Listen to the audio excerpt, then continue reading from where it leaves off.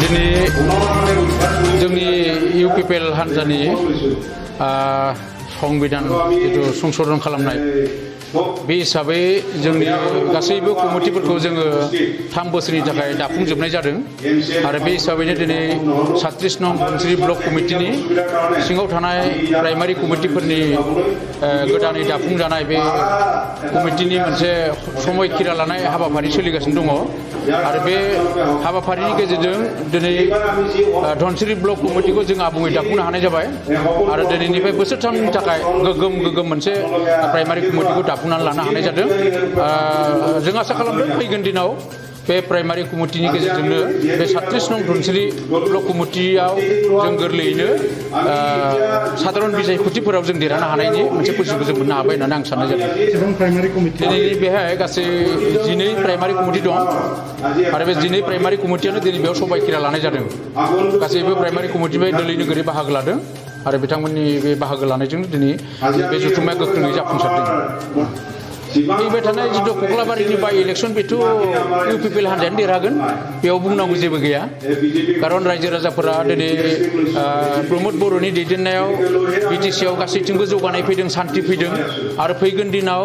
बिटिसिनि जौगाथायनि थाखाय गोबां मोनसे रायजो राजाफोरा आसा खालामदों खारन थांनाय 17 बोसोराव बिटिसि बाखि रायजो राजाफोरा जायखौ मोनाखैमोन जायखौ नुवाखैमोन दिनै प्रमद बर'नि दैदेननायाव बिटिसिआव बेखिनि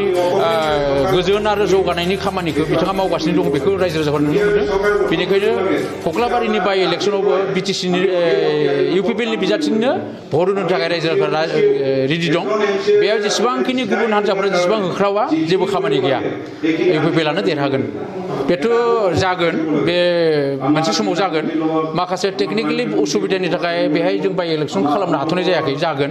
खारन जोंहा मोनसे आसा दङ जाय बिटिसिनि एबा बिटिआरनि सिगनेटरि बिथां गबिन्द बसुमतारी बिथाङा बिटिआरनिबो डेपुटि चिफ आरो बिथांनि सायाव गोबां मोनसे आसा खालामनानै जोंनि रायजो राजाफोरा बिथांखौ अदालगुरि एसेम्ब्लिनिफ्राय बिथांखौ सासे एमएलए हिसाबै देरहाहोदों आरो बिथांखौ दिसपुराव थांनानै जोंनि बिटिआर एकर्डनि इमप्लिमेन्टेसन जोंनि बिटिआरनि डेभेलपमेन्टनि सायाव खामानि मावनो थाखाय बिथांखौ बयबो आसा खालामदों बे समनि गेजेराव बिथांखौ माबा मोनसे सुबिदा जायोब्ला बिथाङा जिहेतु जोंनि बे भैरबकुन्द समस्तियावबो बाइ इलेक्सनाव जानायनि सम्भावनाया गोबां आरो दिनै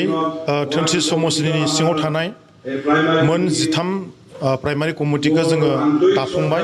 आरो दिनै समायखिरा लाहोजोब्बाय बेनि गेजेरजों आं बेखौनो बुंनो सानो जोङो थांनाय बोसोरफोराव जेरै इउपिपिएलनि खामानिफोर मावदोंमोन बेनिख्रुइ नैबे खेबनि जि गोदान बिबानगिरिफोर बेयो मोनसे मोनस्फुट प्राइमारि कमिटि जाबाय आरो बेखौ लानानै जों फैबाय थानाय इलेक्सननि थाखाय जोङो खामानि मावगोन आरो जोङो फैबाय थानाय समाव नैबे धनसिरि समस्तिखौ इउपिपिएलनि हान्जायाव बोखांनायनि थाखाय जों खामानि मावगोन आरो मोनसे गोग्गोम मोनसे आफादफोरा बेयाव बाहागो लादों जायफोरा गोदान आफादगिरि आरो नेहाथारि बिबान मोनदों बिथांमोना खोब गोसो गुदुं खामानि मावनो हाग्रा व्यक्तिफोर ओंखायनो जों आसा खालामनो हायो फैबाय थानाय दिनाव जोङो धनसिरि समस्ति हिसाबै मोनसे मजबुत इउपिपिएलनि खामानि मावलांगोन ना जों रोखा जों बेखौ बुंनो हायो दिनै पुरनि गराइबारि पिसिडिसि मावख'आव जोङो धनसिरि ब्लक कमिटिनि सिङाव थानाय 13टा प्राइमारि दङ जोंहा बे प्राइमारिनि गोदान दाजानाय कमिटिफोरनि सोद्रोमाफोरनि बिथांमोननि जों समायखिरा लाहोनाय हाबाफारि दंमोन बेवहाय जोङो मोजाङै मावफुंबाय बे हाबाफारिखौ जोङो समायखिरा लाहोनायनि गेजेरजों दिनै